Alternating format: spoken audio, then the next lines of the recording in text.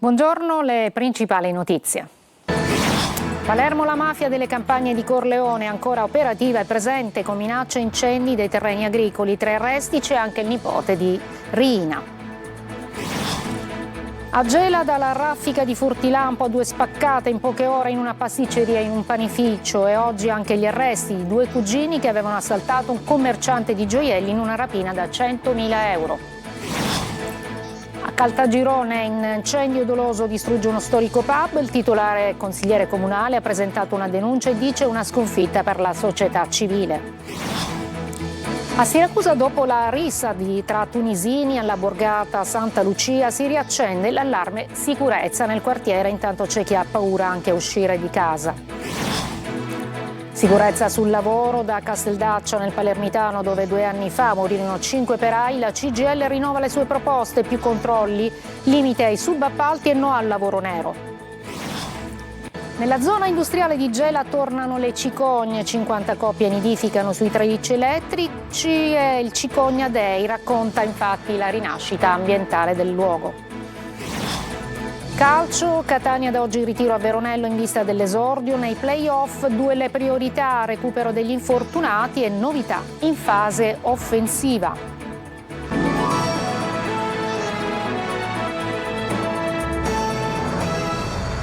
Eccoci, benvenute e benvenuti. E dunque a Palermo la mafia rurale di Corleone, estorsioni, furti e danneggiamento di mezzi agricoli. 3 arresti, tra loro c'è anche il nipote di Totò Riina. Sentiamo Adelaide Barbagallo. A Corleone resiste una mafia arcaica legata ai terreni agricoli, fatta di estorsioni, minacce, furti, danneggiamento di mezzi agricoli, a cui perfino alcuni privati si rivolgevano prima di acquistare un terreno. Sprezzante e arrogante, uno dei mezzi danneggiati è di una cooperativa che lavora in un terreno confiscato alla mafia.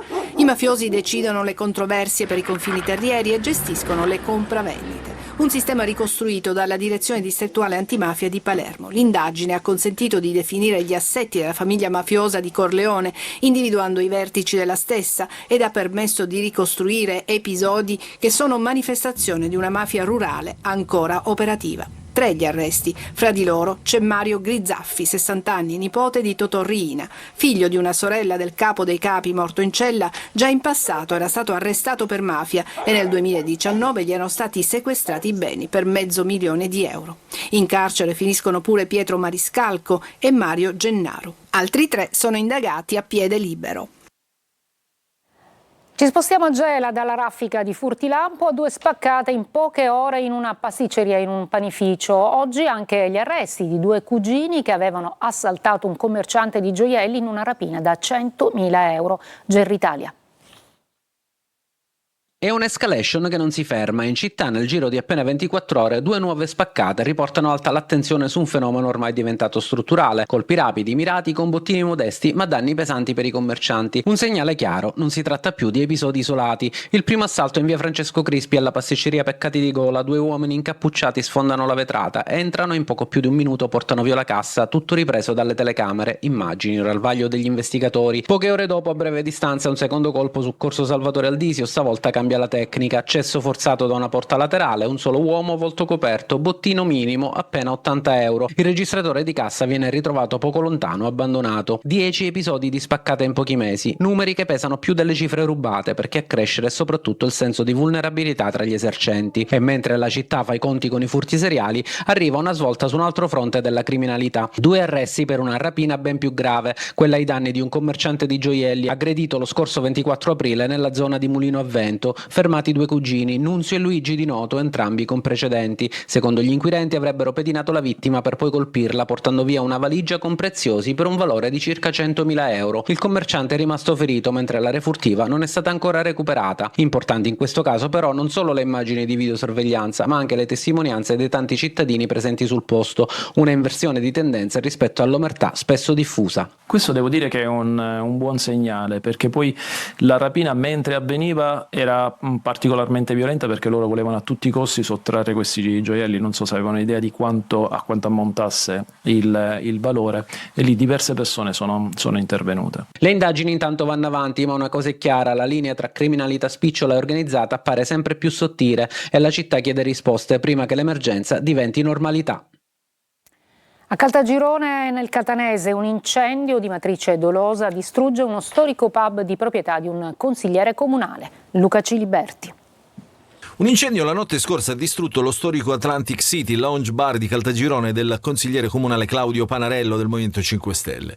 Pochi dubbi sulla matrice dolosa del rogo, ma saranno le indagini a chiarire meglio la dinamica dell'accaduto. Il titolare, consigliere comunale, ha presentato una denuncia, ma afferma di non avere alcuna idea rispetto alle possibili cause e all'origine del gesto. Colpiscono anche la città, le imprese della città, la parte economica, il cuore economico della città. Quando accade una cosa di questa è una sconfitta soprattutto per noi, per la città, per la società. All'imprenditore è giunta la solidarietà delle istituzioni. Per il sindaco di Caltagirone Fabio Roccuzzo è un atto di una gravità inaudita che colpisce una persona per bene, un imprenditore serio che da anni dà un significativo contributo al rilancio commerciale della città. I parlamentari del Movimento 5 Stelle nelle commissioni giustizia e antimafia della Camera parlano di un attentato e affermano che in territorio ad alta densità mafiosa questi gesti hanno un significato preciso e non sono gesti improvvisati da cani sciolti. Attendiamo gli esiti delle indagini, ma di fronte a un episodio che appare di matrice dolosa è indispensabile che si vada fino in fondo, senza esitazioni, per individuare responsabilità e mandanti, dicono tutti i rappresentanti istituzionali del Movimento 5 Stelle. Lo Stato deve saper dimostrare con i fatti di essere più forte di ogni forma di intimidazione. Ci aspettiamo, aggiungono, che la politica tutta faccia sentire unanime la propria voce di fronte a un attentato così vile e grave. A Catania un 28enne con precedenti è stato gambizzato in via dei Calici nel quartiere di Nesima. L'uomo, raggiunto da un colpo di pistola al polpaccio, si è recato autonomamente all'ospedale San Marco dove è stato curato e poi dimesso. L'agguato, secondo gli investigatori, al culmine di una lite. Il giovane aveva piccoli precedenti penali ma non sarebbe legato ad ambienti della criminalità organizzata. Una faida invece per il controllo del territorio del mercato della droga. Dopo la convalida dei 3 fermi per la sparatoria con feriti in via Montalbo a Palermo, gli investigatori continuano le indagini e collegano fra loro altre 4 sparatorie avvenute tutte nei mesi di aprile. Maglio Viola. C'è una vera e propria faida, pronta a salire di livello, dietro la sparatoria con feriti di via Montalbo a Palermo, collegata, secondo gli inquirenti, a tutte le altre sparatorie intimidatorie avvenute in città, soprattutto nel mese di aprile, ma iniziate addirittura a novembre scorso. All'indomani del fermo di 3 presunti responsabili del ferimento di Danilo Dignoti, bersaglio degli aggressori, e di una donna di 67 anni, una passante che si stava recando alla vicina macelleria, le indagini non sono affatto chiuse. Secondo la ricostruzione effettuata grazie alle immagini delle telecamere di sorveglianza della zona, Giovanni e Salvatore Gioè di 21 e 20 anni e Rosario Sposito di 35 sarebbero arrivati in pieno mercato a bordo di 2 ciclomotori. Il primo faceva da apripista e avrebbe indicato il bersaglio ai 2 complici sul secondo ciclomotore. La spedizione contro Dignoti era la risposta alla gragnola di colpi, una trentina in tutto, sparati la notte prima con un Kalashnikov contro l'auto e la casa dei fratelli Gioè in via Don Minzoni. Sullo sfondo la crescente violenza delle giovani leve criminali. I colpi di mitra infatti erano già stati usati in altre 2 occasioni contro un deposito di auto da Nolo a Tommaso Natale e contro un ristorante a Sferracavallo. Per gli inquirenti è la scalata delle giovani leve violente ai ranghi superiori di Cosa Nostra. Una generazione che torna appunto alla violenza come strumento di potere e non vuole restare nell'ombra. A Siracusa, dopo la maxi rissa tra tunisini di ieri alla borgata Santa Lucia, si riaccende l'allarme sicurezza e intanto nel quartiere c'è anche chi ha paura di uscire di casa. Francesco Aloi. Ci sono anche ubriachi che camminano, uno è privo di uscire. Io alle 8:30, anche una volta tornavo anche più da sola con la macchina, ora non ci torno più completamente. È il secondo centro storico della città, ma sembra di essere in estrema periferia. La borgata Santa Lucia è un quartiere fuori controllo. Sì, infatti io ho paura anche a portare i bambini in piazza perché non mi pare il caso di farli scendere, perché abbiamo anche paura. Sabato scorso qui c'è stata una maxi rissa. 3 i tunisini finiti in ospedale all'Umberto I, uno in gravi condizioni con ferite d'arma da taglio, ma adesso in netto miglioramento. Tutto sotto gli occhi dei passanti. In piazza c'erano tanti turisti quel giorno, insomma, ed è una delle solite cose che purtroppo non sono più sporadiche. Le risse fra extracomunitari soprattutto sono all'ordine del giorno. In questo quartiere, dove ci sono sia italiani che stranieri, si vive nella paura, soprattutto al calar del sole. Risse, prostituzione, spaccio di droga. I residenti chiedono aiuto, ma alla vista del microfono non tutti vogliono parlare. Qualcuno chiede di non essere ripreso. È proprio l'ambiente che non va. Ci sono molti ragazzi che vivono ai margini delle leggi, quindi dobbiamo aver paura anche a camminare, perché i reati sono all'ordine del giorno. A Catania adesso aveva trasformato l'abitazione a Picanello in un deposito di armi e droga. La polizia ha così arrestato un uomo per spaccio di sostanze stupefacenti, detenzione illegale di pistole e munizioni. Restiamo a Catania, questa volta per un'inaugurazione di una rotatoria monumentale a Santa Maria Goretti. Tonino De Mana. Non è un semplice velivolo, ma è un'opera che mette in scena l'essenza, il volo. Con questa premessa è stata inaugurata la monumentale rotonda di via Fontana Rossa, impreziosita da un aereo, elemento simbolico di valorizzazione dell'area e non solo. Cerimonia e consueto taglio del nastro a Santa Maria Goretti è il nuovo punto di riferimento per chi spicca il volo da Catania. Quasi a volere dare il messaggio di un buon viaggio a chi deve intraprendere una partenza o chi sta arrivando. Un'opera dall'elevato valore simbolico ed affettivo, come spiega l'ingegner Simone Massaro. Questo aereo è un simbolo del legame fra la mia famiglia e l'aeronautica militare italiana e la nazione. L'aereo è un Fiat G91 su cui volò mio padre, che era per l'appunto un pilota dell'aeronautica militare e che servì l'ultima parte della sua vita lavorando qui al 41esimo stormo. Al cuore non si comanda, concetto ribadito dal sindaco trentino. C'è un'opera per onorare il papà di Simone Massaro ed è quella cosa che vorrei segnasse anche il modo di intraprendere i rapporti con i nostri familiari. Il monumento rende onore a tutti i piloti che con coraggio hanno servito e continuano a servire ogni giorno il nostro paese. A Stromboli registrato nella notte un incremento dell'attività effusiva nell'area nord del cratere. La colata lavica è avanzata lungo la sciara del fuoco fino a raggiungere la linea di costa, è quanto ha rilevato l'Istituto Nazionale di Geofisica e Vulcanologia di Catania. Per la pagina sindacale da Casteldaccia, dove 2 anni fa, siamo in provincia di Palermo, morirono 5 operai, la CGIL lancia le sue proposte contro infortuni e morti sul lavoro, maggiori controlli, limiti ai subappalti e no al lavoro nero. Adelaide Barbagallo. 16 morti sul lavoro in 5 mesi e 4.000 infortuni denunciati. Sono troppi gli incidenti in Sicilia, regione che non a caso l'Ispettorato Nazionale del Lavoro classifica in zona rossa, come area cioè ad alto rischio considerando il rapporto tra occupati e infortuni. A Casteldaccia, dove 2 anni fa 5 operai che lavoravano alla rete fognaria hanno perso la vita a causa di esalazioni tossiche, la CGIL lancia le sue proposte con lo slogan Zero morti sul lavoro. Bisogna intervenire provando a ridefinire nella catena degli appalti e subappalti interventi strutturati e dall'altro provare davvero a investire sugli organi ispettivi e sulla formazione. Ad aggravare la situazione, sostiene la CGIL, anche il lavoro nero diffuso in Sicilia che non garantisce tutele, diritti e il sistema di appalti e subappalti. Secondo le stime del sindacato si contano nell'isola 240.000 lavoratori in nero, il 16% degli occupati. Le famiglie degli operai di Casteldaccia intanto attendono giustizia. Siamo qui ancora in attesa di sapere come è stato possibile e come è possibile che 5 padri di famiglia non tornano a casa dopo una giornata di lavoro che normalmente dovrebbe darti la vita e invece in questo caso ce la toglie. La CGIL chiede inoltre che si investa su formazione e prevenzione e un maggior numero di ispettori.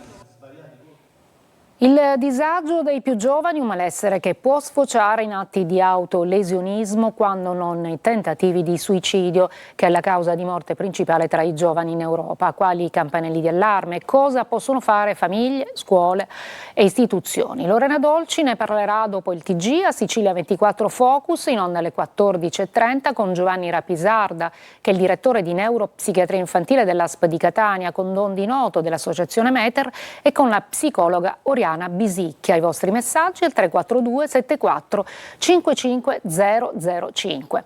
Adesso una breve pausa e poi la missione in Etiopia del Centro di Cardiochirurgia Pediatrica di Taormina.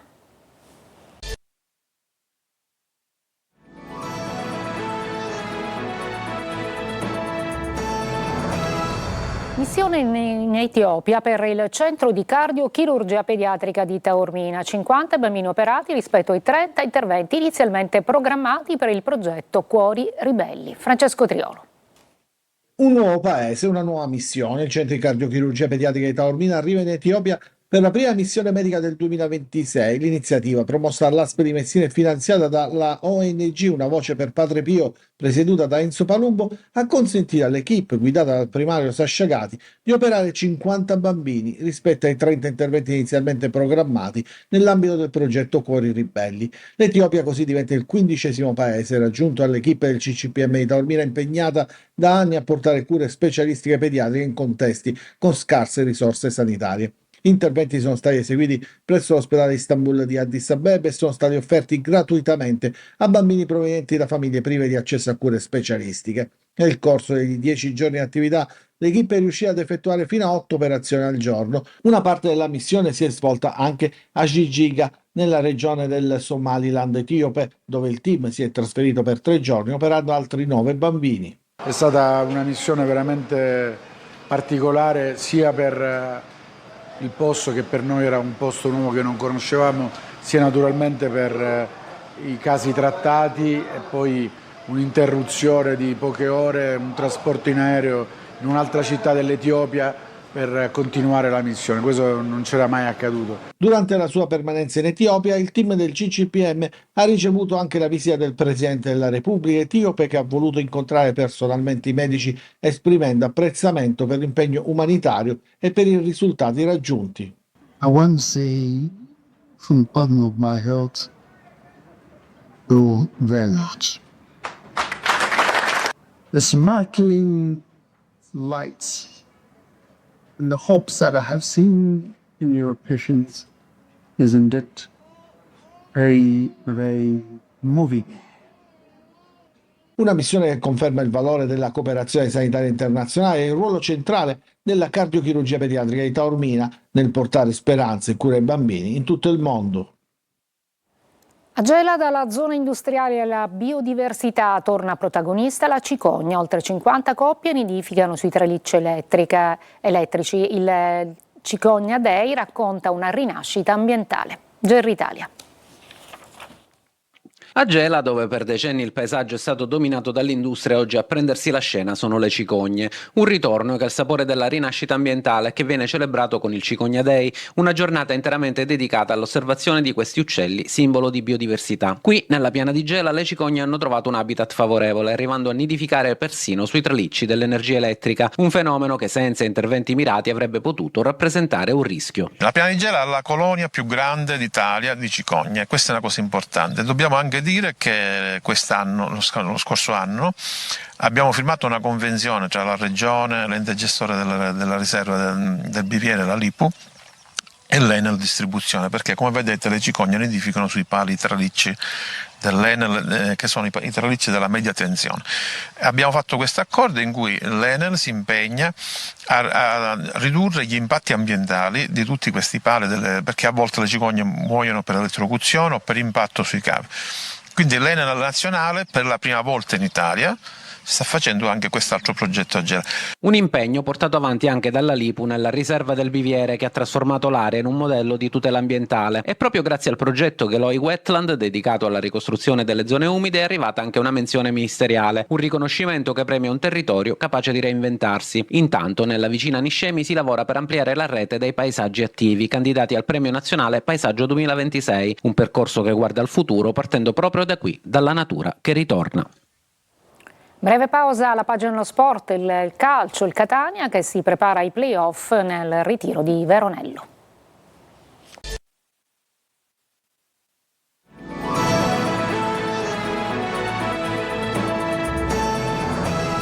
Eccoci al calcio, Catania da oggi a Veronello per una settimana di ritiro in vista dei play-off che per i rossazzurri scatteranno il 17 di maggio. Attenzione alta su infortunati e su possibili novità in fase offensiva. Francesco Triolo.